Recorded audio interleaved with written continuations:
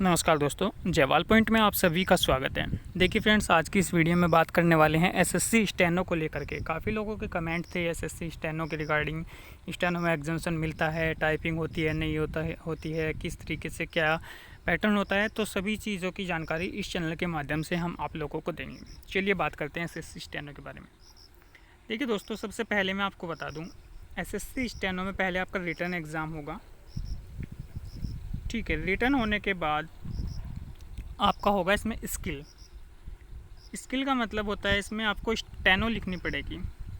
Steno एक language होती है और स्टेनो आपको आनी चाहिए। ठीक है, अगर आपको स्टेनो नहीं आती तो आप इस एग्ज़ाम को मत दीजिएगा, कोई फ़ायदा नहीं है। बिना वजह आप जाओगे आओगे, पैसे का इन्वेस्ट करोगे, टाइम का इन्वेस्ट करोगे और इससे ज़्यादा कुछ नहीं होगा। अगर आपको स्टेनो का एक अक्षर भी नहीं आता लिखना, आपको स्टेनो बिल्कुल नहीं आती, तो बिल्कुल आप मत ही जाइएगा। ठीक है दोस्तों, बात करूँगा किन किन लोगों को जाना चाहिए। और तो काफ़ी लोगों का इसमें कमेंट होता है कि यार उसमें टाइपिंग होती है। देखिए, इसमें टाइपिंग नहीं होती, इसमें स्टेनो होता है और उस स्टेनो को आपको लिखना होता है कंप्यूटर के अंदर। एमएस, जहाँ तक मैंने सुना है, एमएस वर्ड के अंदर वो लिखवाते हैं। यानी कि पहले आपको एक डिक्टेशन बोली जाएगी, यानी कि हिंदी में आपको या इंग्लिश में जो भी भाषा में आप लिखना चाहें उस भाषा में आपको डिक्टेशन बोली जाएगी और वो डिक्टेशन आपको लिखनी है। यानी कि डिक्टेशन बोलते हैं एक तरीके से स्टेनो को। आपको 10 मिनट की 10 मिनट की बोली जाएगी। ग्रेड डी के लिए आपको 80 वर्ड पर मिनट यानी कि 800 वर्ड, और ग्रेड सी के लिए आपको 1000 वर्ड लिखने होंगे। ये वर्ड आपको पहले कॉपी में लिखने होंगे। कॉपी में लिखने के बाद आपको इन्हें जो है कन्वर्ट करना है। फिर पहले आप को हिंदी में बोलेंगे, वो आपको स्टेनो में लिखना है और फिर आपको कंप्यूटर के अंदर इसको हिंदी या इंग्लिश में लिखना है। जो भी भाषा में आप स्टेनो सीख रहे हो उसी भाषा में आपको ये लिखनी होती है और उसी भाषा में आपको बोली जाएगी। अगर आप इंग्लिश स्टेनो सीख रहे हैं तो इंग्लिश स्टेनो में आपको डिक्टेशन बोली जाएगी, यानी कि 1000 वर्ड बोले जाएंगे। उसको आपको कॉपी में नोट करना है, वो स्टेनो की भाषा में नोट करना है और फिर उनको देखिए करीबन आपको शायद 50 मिनट इंग्लिश वालों को मिलती है लिखने के लिए और 65 मिनट हिंदी के लिए मिलती है।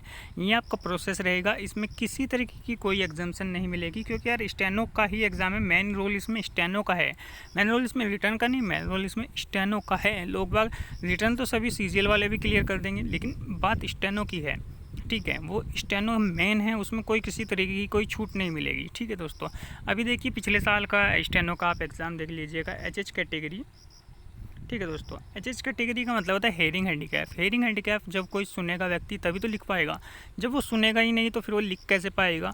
तो उसमें सिर्फ 1 या 2 ही सीट भरी गई थी, बाकी सब सीट खाली रह गई थी। वो कुछ हो सकता है उसको थोड़ा बहुत क्लियरली प्रॉपरली सुन गया हो या किसी तरीके से कुछ भी हो सकता है, लेकिन जितनी भी सीटें थी लगभग 30, 35 से 40 के आसपास सीट थी, उसमें से 1-2 सीटें भरी थी, बाकी सारी खाली हो गई थी। एग्जामिनेशन मिलनी चाहिए थी तो इन लोगों को मिलनी चाहिए थी, क्योंकि ये लोग तो सुन नहीं सकते। और मैंने उसमें बात जो है वो सारा सुनने का ही है।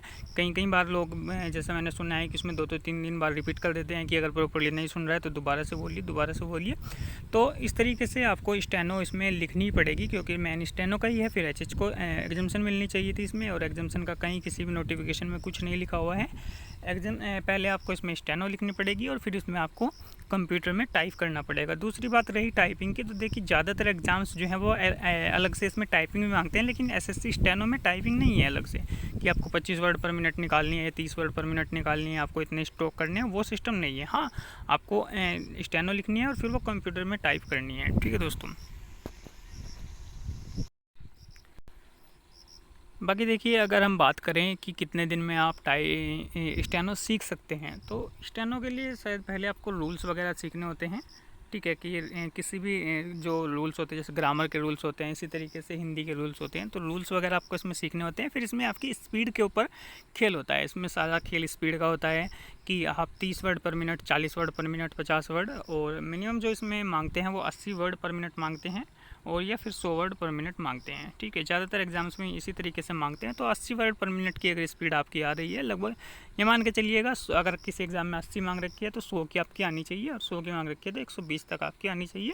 तो इस तरीके से आप 80 वर्ड पर मिनट तक अगर आप लिख लेते हैं तो आप एग्ज़ाम को देने चले जाइएगा। अभी तो स्किल शायद जनवरी में हो सकता है, इसका 2-3 महीने हैं। लेकिन अगर कुछ लोग सोचते हैं कि हम एग्ज़ाम दे करके एग्ज़ाम क्लियर हो गया तो फिर हम 1 महीने में, जैसे टाइपिंग होता है 2 महीने में इसको सीख जाएंगे, नहीं। करीबन 1 से 1.5 साल इसमें आप मान करके चलिएगा इसमें लगेगा आपको, और वो भी डेडिकेटेड होकर के, यानी कि इसी के पीछे आपको पढ़ना पड़ेगा, तब जा कर के आपकी 80 वर्ड पर मिनट की स्पीड इसके अंदर आएगी। क्योंकि इतना इजी टास्क नहीं है, इतना इजी काम नहीं है ये। और एक दूसरी लैंग्वेज मान लीजिए आप पूरी तरीके से सीखना है इसमें, दूसरी वो भी लिखनी है, बोलनी भी नहीं, लिखनी है। लिखने में आपको समझ सकते हैं और भी ज़्यादा टफ काम होता है। तो पूरी अलग से एक लैंग्वेज है, सिंबल लैंग्वेज है, ठीक है। इसको सारी को आपको पढ़ना होता है, लिखना होता है, रूल्स वगैरह इसके पढ़ने होते हैं। 1-1.5 साल जहाँ तक मैंने सुना है। इसी तरीके से 1 साल से कम तो बिल्कुल भी नहीं, ऊपर कितना ही टाइम लग जाए वो आपके ऊपर डिपेंड करेगा। तो 80 वर्ड पर मिनट की स्पीड के लिए इतना टाइम आपको इसमें लगेगा, ठीक है दोस्तों। बाकी रही बात टाइपिंग की, वो मैंने आपको बता ही दिया कि वन हैंड में दिक्कत है काफ़ी लोगों का, इस तरीके से आता है। देखिए आपको एसएससी स्टेनो में जो है वो कंप्यूटर के अंदर लिखना पड़ेगा, और स्टेनो अगर आपको आती है तो ही आपने लिख रखी होगी। भाई जाहिर सी बात है, आप लोगों ने प्रैक्टिस तो की होगी। अगर आपने प्रैक्टिस ही नहीं की तो कोई फ़ायदा उसमें एग्ज़ाम में जाने का है ही नहीं। अगर आप यहाँ पर लिख लेते हैं तो आप एग्ज़ाम देने चले जाइए। आप एससी की स्पीड लिख लेते हैं और फिर उसको कंप्यूटर में टाइप कर देते हैं, तो जाहिर सी बात है आप जाइएगा। कोई भी हो, वो ब्लाइंड पर्सन है, जो भी मतलब सॉरी जो है लो विज़न है, या फिर जो कोई भी है वन हैंड वाला है, या फिर बोथ लेग वाला है, जो भी इस तरीके की प्रक्रिया यहाँ पर कर लेता है, जो प्रोसेस यहाँ पर कंप्लीट कर लेता है, पहले 80 वर्ड पर मिनट की जो डिक्टेशन लिख लेता है, सही से उसको पढ़ लेता है, फिर उसको कंप्यूटर में हिंदी में टाइप करके मैच कर लेता है कि हाँ मेरी सही लिखी गई है, तो बिल्कुल आप जाइएगा। नहीं अन्यथा फिर आप जो है टाइम वेस्ट मत करिएगा। बस मैं तो यही कहना चाहूँगा कि इस तरीके से आप जो है सोचें कि चलो एग्ज़ाम तो दे ही आता हूँ, ये सब वो सब, उससे कोई फ़ायदा नहीं होगा। और एग्ज़ाम तो आप यहाँ पर मॉक टेस्ट दे लें, ऐसा ही सेम एग्ज़ाम आएगा जैसा आप टेक्स्ट बुक वगैरह में देते हैं। वहाँ पे जा कर के आप बैठ कर के क्या कर लोगे, ठीक है। तो इस वजह से बस आपकी एक एग्ज़ाम की और संख्या ही बढ़ जाएगी और कुछ नहीं होगा। आपकी गिनती में नोट हो जाएगा कि एसएससी स्टेनो भी मैंने दिया है और पास किया है। हो सकता है आप प्री क्लियर कर जाएं, लेकिन फाइनल मेरिट में आप बाहर हो जाओगे। फाइनल मेरिट में क्या आपके स्किल टेस्ट में आप बाहर हो जाओगे अगर आपको ये सब नहीं होता। तो यहाँ पर देखिएगा आप 80 वर्ड पर मिनट लिख करके, और फिर उसको कंप्यूटर के अंदर आप MS वर्ड में या किसी में भी टाइप करके देखिएगा, जो भी भाषा में आपने लिखा है, ठीक है दोस्तों। दिक्कत तो होगी, जो वन हैंड टाइपिंग वाले होते हैं उनके साथ कहीं ना कहीं लिखने में भी दिक्कत होगी और हो सकता है। तो एग्जामिशन वगैरह का इसमें कोई प्रोसेस नहीं होता। हाँ, कुछ लोगों के लिए OA कैटेगरी उसमें लिखी होती है। उसका मतलब होता है कि मान लीजिए किसी के फिंगर में नहीं होती, ऊपर आर्म में दिक्कत होती है, तो वो भी वन हैंड में आता है, लेकिन वो प्रॉपर्ली टाइपिंग कर लेता है। इस वजह से उन लोगों को शायद इसमें ले लिया जाए।